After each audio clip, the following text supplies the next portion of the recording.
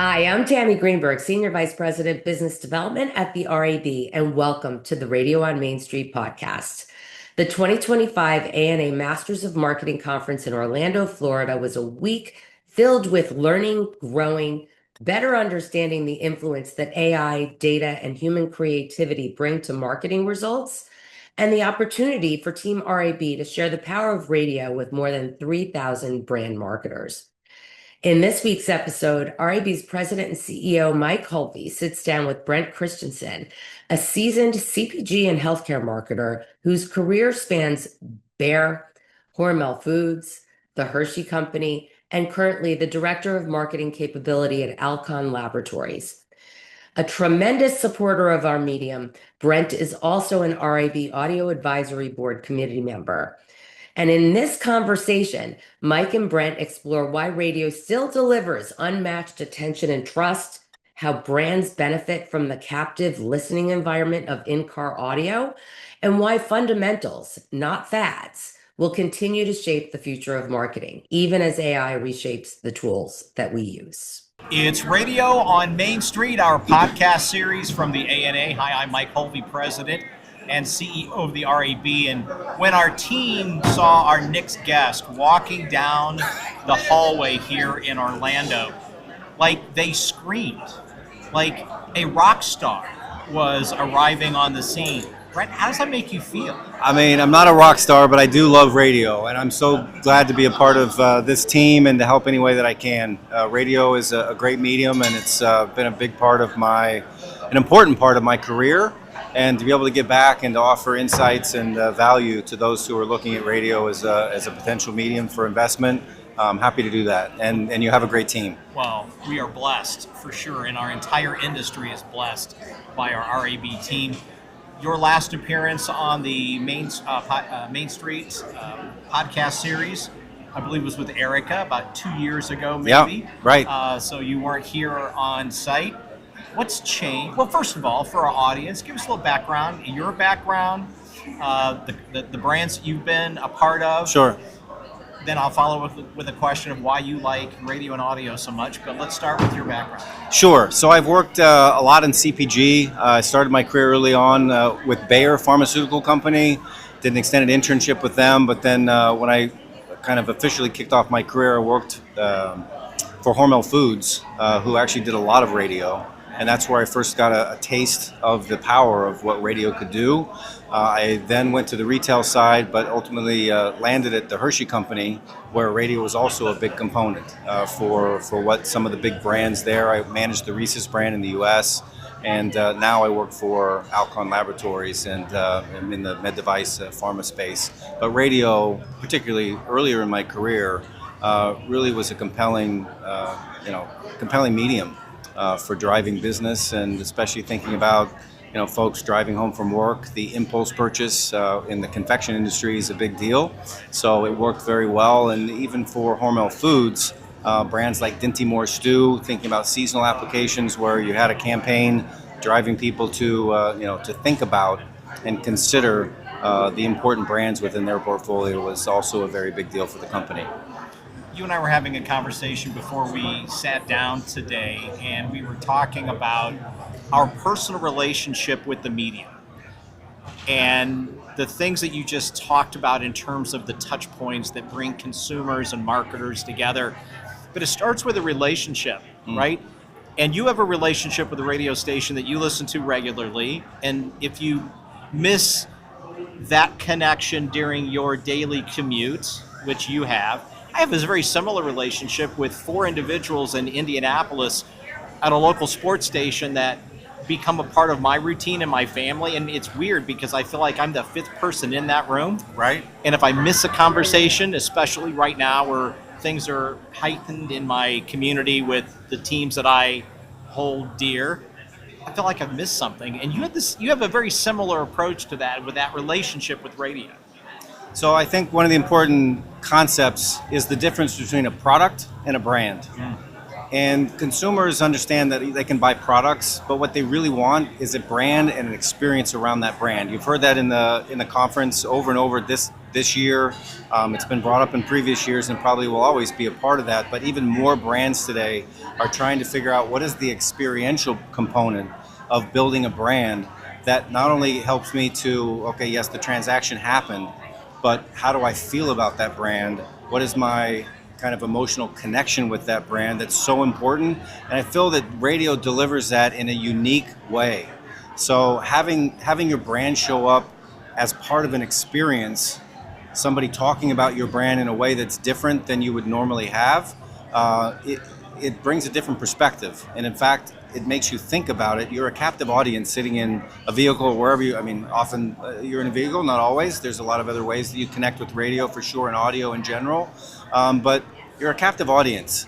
And I often think, what is a consumer, or even myself, if I'm in my vehicle listening to radio and a brand comes on, I'm actually using multiple senses to think about that brand. I'm imagining what that brand is. And if a TV commercial comes on, I'm experiencing with listening to what that is, and I'm also feeling it.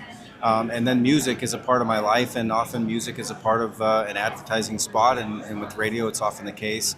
But also the DJs or whoever is a part of that conversation also build context around the brand that is so valuable and a unique perspective, and it just feels like it's a family conversation talking about whatever that brand is representing or what you're trying to accomplish. So it works in a lot of ways, and there's some magic involved in that conversation. It's one of radio's unique strengths. You can walk up and down the hallways here at the ANA in Orlando and you see many ways you can touch audiences, but there's something very special about this medium.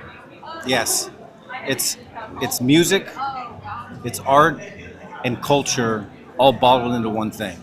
And I think that's part of the magic recipe of radio that brings to us, and it's familiar.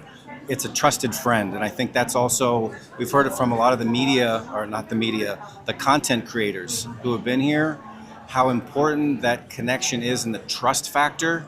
And they're doing a lot of things, or rather I should say they're not doing a lot of things, taking big contracts with big brands, because they know that could affect that relationship of trust that they have with their followers. And I think with the radio, within radio, that family, that level of trust, as I'm going home on a daily basis, listening to, or on the way to work, listening to that trusted friend, it's just like having a family conversation. And it works in a lot of ways. Humanity is a word that is used a lot here. It was used a lot last year. AI seems to be more becoming part of DNA, less, it's coming, we need to get ready, how do we apply? I mean, we're going to be learning, it sounds like, every single day on how technology interacts with our relationships, right, between brands and consumers. But I would like your perspective now on AI. We've been talking about humanity in this conversation. What's your view on AI? The good, the bad, and the ugly? So it's interesting. I have kids, and one of the dichotomies that's fascinating is when the internet came out, it was a mass rush to use the internet, and over time, obviously, it grew to, almost everybody has it, ubiquitous. With AI, my children who are in school can't use AI. And you think about this is like their generational thing, but yet there's this, yes, there is some usage, but in general, because of school, and they're curious, they're trying to keep them from cheating and all the different things that go along with that, and they want them to be critical thinkers. That AI, there is some challenge around, do I just allow artificial intelligence to do my work for me and not have that critical thinking skill? So I think there are a lot of benefits to AI. It's a tsunami that's going to come. It's already coming in a lot of ways. There's a lot more to come. It's still at the infancy stage. But there are implications to that as well that I think we have to be cognizant of. And a lot of the presenters here, even at the conference, have talked about the choices we have to make and take a leadership role. AI is not replacing what we do, but it can enhance a lot of things that we do. And I've used it personally, and there's some pretty cool stuff. You can take a picture of what's in your refrigerator and ask it to help you figure out what to make for dinner. That's kind of cool. But in general, there's there's a lot still more on the thought leadership that has to be done around what and how and where we use AI in the different applications. Back to your kids, there was a presenter yesterday that was talking about the Chinese government. And I don't know if it was last year, if it was this year, but they shared an anecdote that during universal testing in the college system or in the school system in China, they shut off AI for a period. It was either a week or two, so that none of the students could use it as an aid during their nationwide testing. Yeah, it is interesting. How about that? I mean, it's probably not surprising, especially on a national test level. I've lived in China. I've been there and understand some of the challenges that they and every nation and country faces, educational systems. But again, it goes back to there are always choices. There's net benefits and net detractors from any technology, and we just have to understand it and use it. Same with radio. It can do a lot of things for you, but it's understanding the fundamentals of what it does. It's a great medium. The reach is incredible.